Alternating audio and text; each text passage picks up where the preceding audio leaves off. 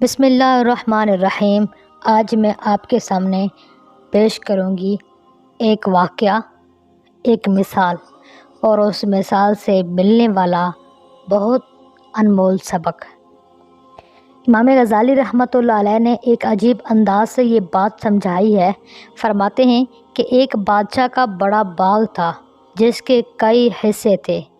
اس نے ایک آدمی کو بلایا اور اس کے ہاتھ میں ایک ٹوکری تھما دی اور کہا کہ میرے باغ میں داخل ہو جاؤ اور بہترین پھلوں سے ٹوکری بھر کر لاؤ، بڑا انعام ملے گا، مگر شرط یہ ہے کہ جب اندر سے گزر کر آ جاؤ تو تمہیں دوبارہ واپس جانے کی اجازت نہیں ہوگی۔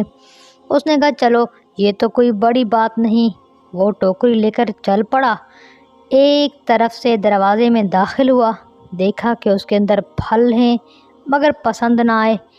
اگلے درجے میں داخل ہوا، یہاں پھل پہلے سے بہتر تھے، پھر اگلے درجے میں بہت بہتر تھے، اور اس سے اگلے والے درجے میں بہت ہی بہترین تھے۔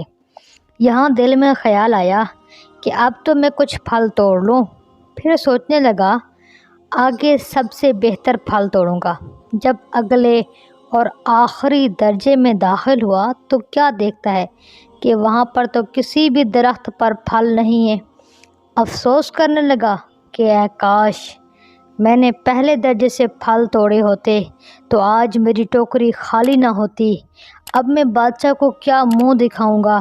امام غزالی رحمۃ اللہ علیہ فرماتے ہیں، اے دوست، بادشاہ سے مراد اللہ رب العزت کی ذات ہے، اور انسان جو باغ میں جا رہا ہے وہ تیری مثال ہے، اور ٹوکری سے مراد تیرا نامہ اعمال ہے، باغ سے مراد تیری زندگی ہے، اور اس کے مختلف حصے تیری زندگی کے ہر دن کی مانند ہیں۔ اب تجھے ہر دن میں نیکیوں کے پھل توڑنے کا حکم دیا گیا ہے، لیکن تو روز سوچتا ہے کہ میں کل سے نیک بن جاؤں گا، یعنی اگلے درجے سے پھل توڑوں گا، تیرا اگلا دن نہ آ سکے گا اور تجھے اسی دن اللہ تعالیٰ کے حضور جانا پڑے گا۔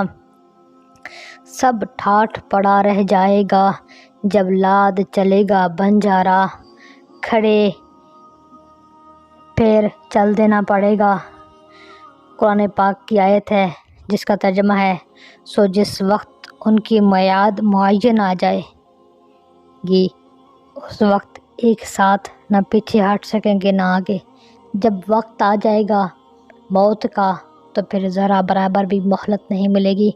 تو میرے عزیزو، گزارش ہے کہ اب ہمارے پاس زندگی ہے، اب ہمارے پاس وقت ہے، ہم اپنے وقت کے ایک ایک لمحے کو قیمتی بنائیں، اپنی زندگی کے ایک ایک لمحے کو قیمتی بنائیں۔ ہر وقت کوئی نہ کوئی اچھا اور کوئی نہ کوئی نیک کام کرتے رہیں۔ امید کرتی ہوں آپ کو ہماری باتیں پسند آ رہی ہوں گی۔ ہمیں دعاؤں میں یاد رکھیے گا۔